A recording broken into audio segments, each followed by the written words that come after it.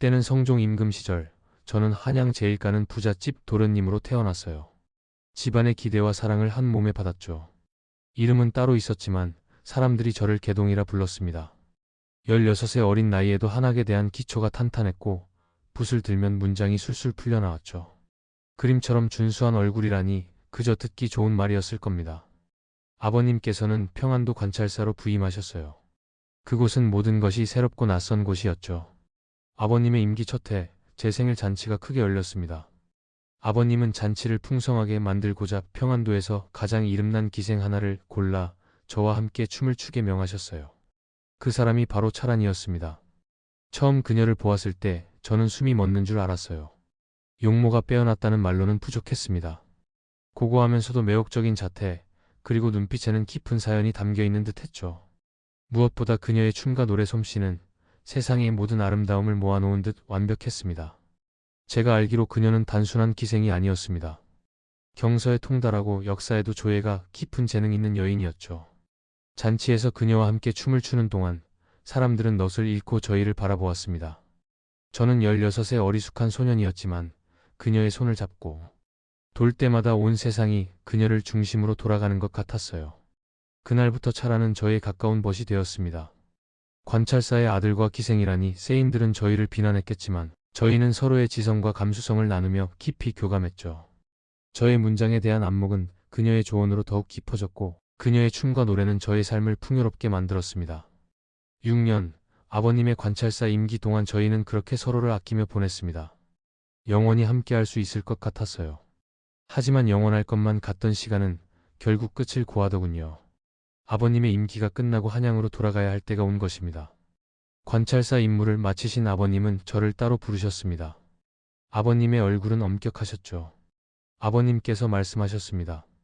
개동아, 내가 차란을 깊이 사랑하는 것을 안다. 하지만 혼인도 하기 전에 기생을 곁에 두는 것은 체면에 맞지 않는 일이다. 너의 혼사길과 벼슬길에도 큰 방해가 될 것이다. 내 마음을 모르는 것은 아니니 첩을 두는 것은 조선에서 흔한 풍습이 아니냐. 내가 원한다면 그리하도록 하여라. 아버님의 말씀은 합리적이었죠. 조선의 사대부로서 저의 미래는 분명했습니다. 하지만 첩이라니, 차라는 저에게 그 이상의 존재였습니다. 헤어짐이라는 것이 어떤 무게를 가지는지 저는 그때 알지 못했던 것 같습니다. 부모님의 마음에 들고 싶었습니다. 그저 잠시 떨어져 있으면 되는 줄 알았죠. 어리석게도 저는 아버님께 말씀드렸습니다. 아버지, 차란을 버리고 가겠습니다. 부모님의 뜻을 따르겠습니다. 아버님의 뜻을 따르기로 결정하고 차란을 찾아갔습니다. 이별을 고하러 가는 제 발걸음은 천근만근 무거웠죠. 하지만 저의 선택이 옳다고, 이것이 대장부로서의 도리라고 스스로를 계속 설득했습니다. 차라는 제 말을 묵묵히 들었습니다.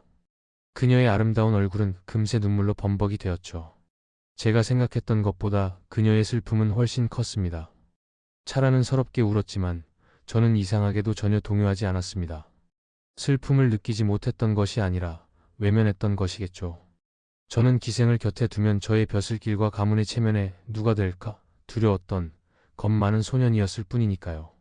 그때 차란이 갑자기 저의 손목을 붙잡았습니다. 도련님, 제발 그냥 저와 함께 있어 주십시오. 세상이 뭐라 하든 저만 있으면 충분하잖습니까? 그녀의 목소리는 갈라졌고 몸 전체가 떨리고 있었습니다. 순간 저는 차란의 간절함에 심장이 무너지는 듯한 느낌을 받았습니다. 하지만 제 입에서는 단호한 말만 나왔습니다. 차란, 안 됩니다. 저의 길은 정해져 있습니다. 부친의 뜻을 거스를 수는 없습니다. 그 말을 들은 그녀는 몸을 떨며 제 품에 얼굴을 묻었습니다. 도련님, 제발 제 마음을 그냥 한 번만이라도. 하지만 저는 그녀를 밀어냈습니다. 그때 비로소 알았습니다. 제가 도망치고 있었던 것은 단순한 두려움이 아니라 인간적인 감정과 의무 사이에서 스스로를 속이고 있었던 겁니다. 차란의 울음소리가 저의 귀를 찢는 듯 했지만 저는 결국 고개를 돌렸습니다. 저는 차란에게 마지막 인사를 건넸습니다. 잘 지내십시오. 저는 한양으로 돌아가 과거 공부에 매진할 겁니다. 그녀는 고개를 들고 눈물을 훔치며 힘겹게 말했습니다. 도련님, 부디 건강하십시오. 그리고 도련님의 앞길에 영광만 가득하기를 빌겠습니다. 하지만 그녀의 마지막 눈빛에는 저를 향한 원망과 슬픔, 그리고 절박한 사랑이 그대로 담겨 있었습니다. 그것을 등 뒤로 하고 한 걸음 한 걸음 나아갈 때마다 제 심장은 조용히 그러나 깊이 무너져 내렸습니다. 그녀의 목소리는 너무나 떨렸습니다. 저는 그 자리를 황급히 떠났습니다. 뒤도 돌아보지 않았습니다.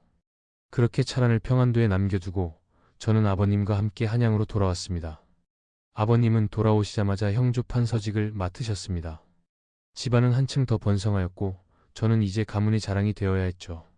하지만 한양에서의 삶은 공허했습니다.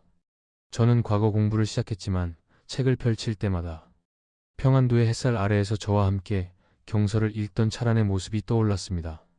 겉으로는 티내지 않으려 했지만 제 마음속에는 차란을 향한 뒤늦은 그리움이 파도처럼 밀려왔습니다. 그녀를 버린 어리석음이 저를 짓눌렀죠.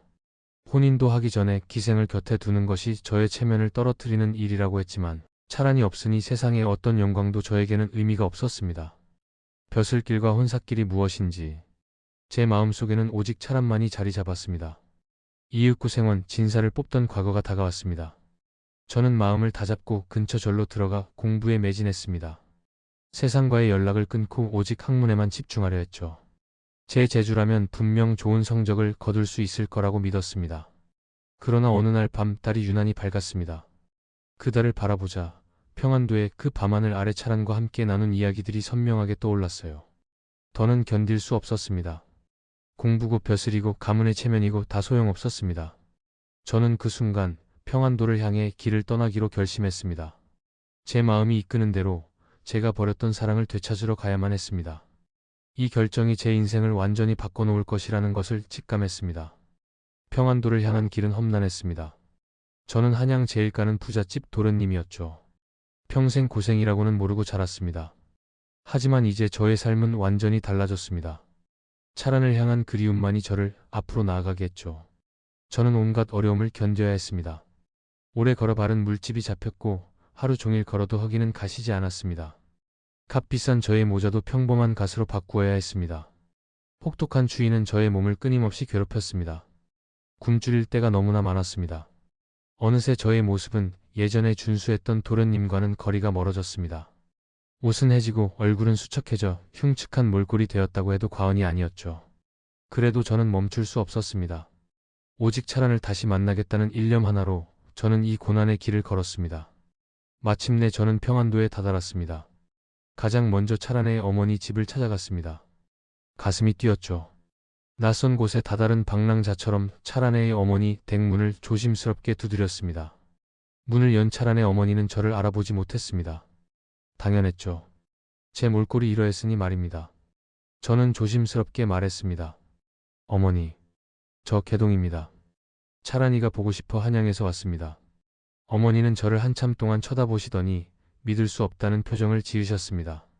그러더니 곧 화를 내시며 말씀하셨습니다. 누구시길래 이런 행색으로 남의 집 앞에 서 있는 것이오. 개동 도련님이라니 당치도 않습니다. 저는 애써 저를 증명하려 했지만 어머니의 다음 말에 저는 온몸에 피가 식는 듯 했습니다. 차란이는 지금 신임 관찰사 댁 아드님과 2달째 같이 있으면서 집에 돌아오지도 못하고 있소. 도련님과 헤어지고 그 고통을 겪게 한 사람들을 다시는 보고 싶지 않으니 어서 이 집에서 떠나시오. 저는 그 자리에 굳어버렸습니다. 신임 관찰사 댁 아드님과 함께 있다니 제가 그녀를 버린 대가였을까요? 절망감이 저를 덮쳤습니다. 갈 곳이 없었습니다. 이 먼 길을 달려왔는데 그녀는 다른 남자의 곁에 있다니. 당황하고 갈 곳을 잃은 저는 오래전 저에게 신세를 진 한 서리를 기억해냈습니다. 관아에서 일하던 그 서리는 제가 평안도에 있을 때 아버님을 통해 제가 그에게 큰 도움을 준 적이 있었죠. 저는 지푸라기라도 잡는 심정으로 그 서리의 집을 찾아갔습니다. 문을 두드리자 서리가 나왔고 그는 저의 몰골에 놀라 저를 처음에는 알아보지 못했습니다. 제가 신분을 밝히고 사정을 이야기하자 서리는 저를 극진히 대접해 주었습니다. 저는 서리에게 솔직히 제 마음을 털어놓았습니다. 차란의 얼굴이라도 한번 보고 싶다고 말했죠. 서리는 난처해했지만 곧 저에게 차란을 볼 수 있는 방도를 제시했습니다. 개동 도련님, 지금 관아 안뜰에 눈이 많이 와서 눈을 치우고 있습니다. 마침 제가 그 일을 맡고 있지요. 도련님께서 인부들의 사이에 껴서 관아 안으로 들어가면 차란 아가씨가 머무는 곳에서 얼굴이라도 엿볼 수 있을 겁니다. 저는 그 말을 듣고 마지막 희망을 품었습니다. 어떻게든 차란을 봐야만 했습니다. 서리의 도움으로 저는 인부들이 입는 허름한 옷을 걸쳤습니다. 빗자루를 들고 관아 안뜰로 들어가는 순간 제 심장은 터질 듯 뛰었죠. 한양에서 온 부잣집 도련님이 이제는 눈을 치우는 천한 인부의 신세가 된 것입니다. 그러나 차란을 볼 수 있다는 기대감에 저는 온몸의 고통도 잊을 수 있었습니다. 관아 안뜰은 넓고 고요했습니다. 저희는 눈을 쓸며 차란이 머물고 있을 관사의 쪽으로 조심스럽게 다가갔습니다. 서리가 미리 일러준 곳이었죠. 드디어 그곳에 다다랐습니다. 열린 창가 너머로 안이 보였습니다. 저는 빗자루질을 하는 척하며 그 방을 훔쳐보았습니다. 창가에 관찰사의 아들이 앉아 책을 읽고 있었습니다. 그리고 그의 곁에는 차란이 다소곳이 앉아 바느질을 하고 있었죠. 그녀의 모습은 여전히 아름다웠지만 제 곁에 있을 때와는 다른 어딘가 모르게 수심에 찬 듯한 분위기였습니다. 저는 너무나 놀랐습니다. 제 눈앞에 그녀가 있었지만 그녀는 다른 남자와 함께 있었습니다. 제가 그녀를 버렸기에 그녀는 다른 사람의 여인이 된 것인가. 자책감이 저를 덮쳤습니다. 저는 너무 서툴렀습니다. 빗자루질도 제대로 못하고 멍하니 서 있었죠. 그 순간 바느질을 하던 차란이 고개를 들었습니다. 그리고 저를 보았습니다. 저의 해진 옷, 수척해진 얼굴. 그녀의 눈은 놀라움과 혼란으로 가득 찼습니다. 잠시 멈칫하더니 그녀는 황급히 몸을 돌려 방 안으로 들어가 버렸습니다. 마치 저를 못 본 척하려는 듯이 혹은 너무 놀라 피하려는 듯이 말이죠. 저는 절망했습니다. 그녀는 저를 알아보았지만 저에게 다가오지 않았습니다. 오히려 저를 외면했죠. 그녀가 행복하다면 저는 그녀의 행복을 빌어줘야 마땅했습니다. 하지만 저는 참을 수 없이 슬펐습니다. 이 먼 길을 달려온 저의 사랑은 결국 이렇게 끝나는 것일까요? 저는 빗자루를 떨어뜨리고 그 자리를 떠났습니다. 서리에게도 작별 인사를 제대로 할 수 없었습니다. 온몸에 힘이 쭉 빠졌습니다. 관아를 벗어나자마자 저는 극심한 열에 시달리기 시작했습니다. 저는 서리의 집으로 돌아와 알아누웠습니다. 며칠 밤낮을 사경을 헤매었죠. 열은 떨어지지 않았고 저는 헛소리를 해댔습니다. 서리는 저를 극진히 간호해 주었지만 저는 사는 것 자체가 고통스러웠습니다. 차라리 이렇게 죽는 것이 편하겠다는 생각마저 들었죠. 알아누운 지 며칠째 되던 밤, 저는 답답함을 견디지 못하고 밤바람이라도 쐴 요량으로 잠시 밖으로 나섰습니다. 밤 공기는 차가웠지만 제 몸의 열기를 식혀주지는 못했습니다. 그때였습니다. 어둠 속에서 꿈에도 그리던 차란이 제 눈앞에 나타났습니다. 저는 눈을 비볐습니다. 제가 헛것을 보는 것은 아닐까? 열 때문에 환영을 보는 것은 아닐까 의심했습니다.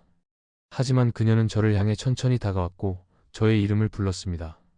도련님, 정말 도련님이 맞으십니까? 저는 그녀의 목소리를 듣자마자 제 몸의 모든 고통이 사라지는 듯 했습니다. 차라는 제 눈앞에 있었습니다. 꿈이 아니었죠. 그녀의 눈가에는 여전히 눈물이 그렁그렁했습니다. 저는 그녀에게 어떻게 여기까지 오게 되었는지 물었습니다. 저는 아픈 몸을 이끌고 그녀의 이야기를 듣기 시작했습니다. 차라는 아침에 관아 안뜰에서 저를 보았을 때의 이야기를 시작했죠. 도련님을 보는 순간 저는 온몸이 얼어붙는 줄 알았습니다. 그해진 옷과 수척해진 얼굴. 제 눈앞에 서 계신 도련님은 제가 알던 귀한 분이 아니셨죠. 너무 놀라서 몸을 돌려 방으로 들어갈 수밖에 없었어요. 관찰사댁 아드님이 그 자리에 계셨으니까요. 그녀는 방으로 들어가 그때부터 울기 시작했다고 했습니다. 신임 관찰사의 아들이 그녀의 우는 모습을 보고 이유를 물었죠. 차라는 기지를 발휘했습니다. 도련님, 해마다 돌아가신 아버지의 기일에는 관아에서 음식을 마련하여 제사를 올리는 것이 관례였습니다. 하지만 이곳에 갇혀 있다시피 하니 제삿날을 챙기지 못할까봐 눈물이 났습니다. 신임 관찰사의 아들은 그녀의 말에 감동했던 것 같습니다. 그는 음식을 넉넉히 마련해주고 집으로 가서 제를 올리고 오라고 그녀에게 허락해 주었죠. 차라는 쏜살같이 어머니의 집으로 달려갔다고 했습니다. 가장 먼저 저를 찾았겠죠. 어머니께 도련님에 대해 여쭤보니 어머니께서 모진 말을 하며 도련님을 돌려보냈다고 이야기하셨습니다. 저는 저를 박대한 어머니의 마음에 상처를 받았지만 차라는 달랐습니다. 차라는 울면서 어머니에게 따졌다고 했습니다. 어머니, 개동 도련님이 저에게 얼마나 귀한 존재입니까? 도련님과 그의 부모님은 제가 기생 신부임에도 불구하고 저를 얼마나 귀히 대해주셨습니까? 그런 도련님이 천하고 비천한 저를 위해 그 먼 길을 오셨는데 어찌 어머니께서는 그분을 돌려보내실 수 있단 말입니까? 어머니는 딸의 진심에 결국 눈물을 흘리셨겠죠. 차라는 제가 어디에 있을지 생각했습니다. 그리고 제가 오래전 신세를 진설이의 집을 떠올리고 찾아왔던 것입니다. 그녀의 지혜와 저를 향한 간절한 마음이 저를 이 자리로 불러냈죠. 저희는 서로를 마주보고 한동안 아무 말도 할 수 없었습니다. 눈물만이 저희의 재회를 말해주었죠. 저는 그녀가 신임 관찰사의 아들과 함께 있었다는 사실에 더 이상 질투심을 느끼지 않았습니다. 그녀의 마음은 여전히 저에게 머물러 있었으니까요. 저는 차란을 집으로 바래다 주었습니다. 그 짧은 밤길을 걸으며 저희는 서로의 마음을 다시 한번 깊이 확인했습니다. 그녀의 눈빛은 저를 향한 변치 않는 사랑을 담고 있었고 저의 심장은 그녀를 다시는 놓지 않겠다는 다짐으로 뛰었습니다. 그리고 저희는 그날 밤 같이 도망치기로 약속했습니다. 저와 차라는 그날 밤 바로 관할을 벗어나기로 했습니다. 이대로 헤어지면 영원히 다시 만날 수 없을 것 같았죠. 저희의 사랑을 지키기 위해서는 세속의 모든 것을 버려야만 했습니다. 차라는 관찰사의 아들 곁에서 지내면서 모아두었던 옷가지와 폐물, 보석들을 챙겨 작은 꾸러미를 만들었습니다. 그녀에게 이 보석들은 자유를 향한 씨앗이었죠. 한밤중 조용히 관할을 빠져나온 저희는 어둠을 틈타 평안도를 벗어나기 시작했습니다. 저희는 양덕군과 맹산군 사이에 있는 산으로 이어지는 길을 따랐습니다. 그 길이 저희를 새로운 세상으로 인도해 줄 것이라 믿었죠. 험난한 여정이었지만 저희는 서로를 의지하며 나아갔습니다. 제가 기생이라고 버렸던 그녀는 이제 저의 유일한 피난처이자 희망이었습니다. 그녀의 강인함과 지혜는 저의 나약함을 채워주었죠. 며칠 밤낮을 걸었을까요? 마침내 저희는 한적한 시골 마을에 다다랐습니다. 산자락 아래의 작은 시골집을 발견했고 그곳에서 머물기로 결정했습니다. 저희의 새로운 삶이 시작된 것입니다. 저는 한양의 귀한 도련님이 아닌 그저 차란의 남편이 되었죠. 그녀는 기생이라는 천한 신분을 벗고 저의 아내가 되어 주었습니다. 차란은 제가 모르는 재주가 참 많았습니다. 그녀는 길쌈과 바느질 솜씨가 뛰어났죠. 길쌈을 하여 포목을 짜고 그것을 팔아 저희는 생계를 유지할 수 있었습니다. 그녀의 손재주와 지혜 덕분에 저희는 그럭저럭 그곳에서 잘 살아갈 수 있었습니다. 마을 사람들은 처음에는 낯선 저희를 경계했지만 곧 차란의 매력에 빠져들었습니다. 그녀는 사람들과 잘 사귀었고 어려운 이웃을 돕는 일에도 주저함이 없었죠. 그녀의 따뜻한 마음씨와 뛰어난 지혜는 마을 사람들에게 칭찬과 사랑을 받았습니다. 마을 사람들은 그녀를 단순한 시골 안악이 아닌 현명하고 고귀한 여인으로 대우해 주었습니다. 그렇게 저희는 1년이라는 시간을 그곳에서 보냈습니다. 저는 평화로운 시골 생활에 만족했지만 마음 한구석에는 늘 무거운 짐이 남아 있었습니다. 바로 저의 부모님이었죠. 제가 집을 떠나온 후 얼마나 상심하고 계실까? 저를 얼마나 찾고 계실까? 그리고 저의 벼슬길, 제가 공부하고 싶어 했던 그 열망, 그것은 저를 놓아주지 않았습니다. 차라는 저의 깊은 마음을 이미 읽고 있었을 겁니다. 그녀는 제가 밤마다 달을 보며 한숨 짓는 것을 알고 있었죠. 어느 날 저를 불러 이야기했습니다. 그녀의 눈빛은 단호하고 결연했습니다. 차라는 저에게 단도직입적으로 말했습니다. 도련님, 1년이 지났습니다. 저는 도련님과 이곳에서 평생을 살아도 행복합니다. 하지만 도련님의 마음은 그렇지 않으시죠. 그녀는 제 손을 잡고 부드럽게 말을 이어갔습니다. 이제는 과거의 허물을 덮고 미래를 새롭게 시작할 방도를 찾아야 합니다.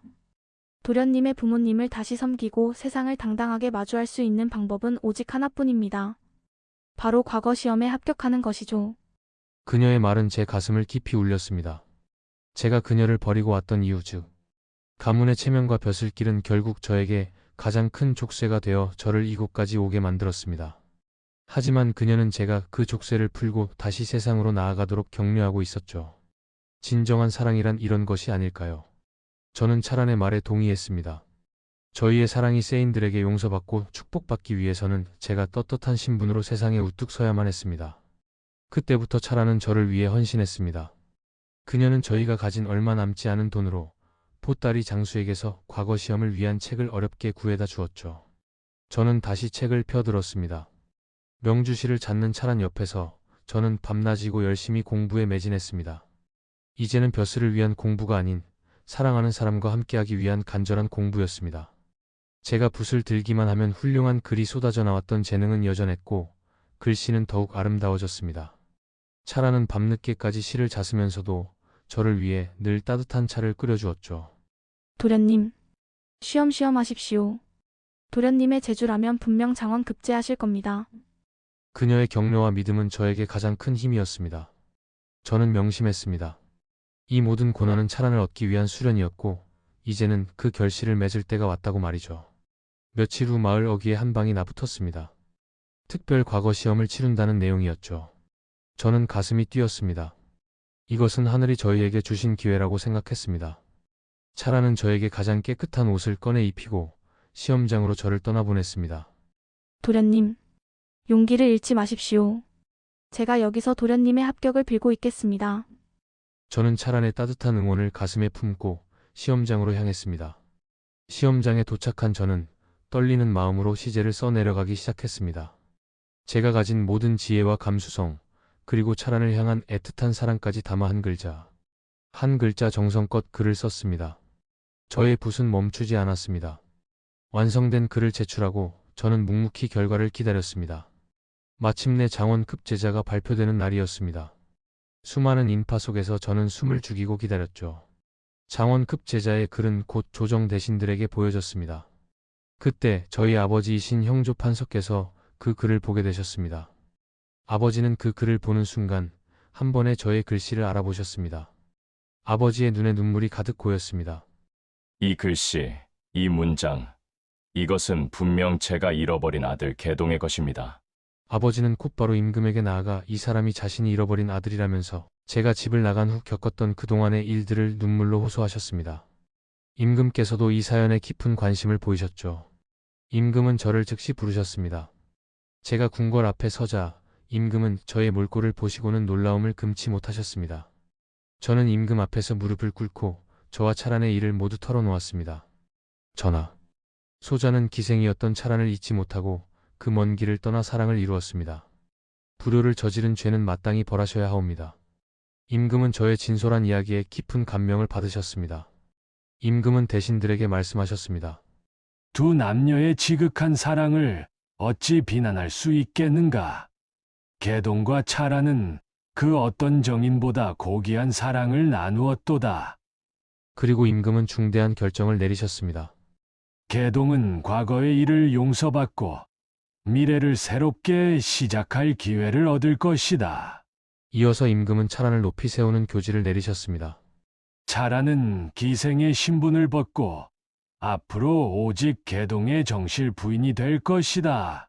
이것은 조선의 역사에 유례가 없는 결정이었습니다. 기생 신분의 여인이 정실 부인이 될 뿐만 아니라 그 지위가 남편과 동등하게 인정받는다는 것은 저희의 사랑이 얼마나 진실하고 고귀했는지를 세상에 증명하는 것이었죠. 저의 머리에는 장원급 제자의 관이 씌워졌습니다. 집안은 아들을 되찾은 기쁨의 환호에 휩싸였죠. 아버지는 더 이상 차란과의 관계를 반대하지 않으셨습니다.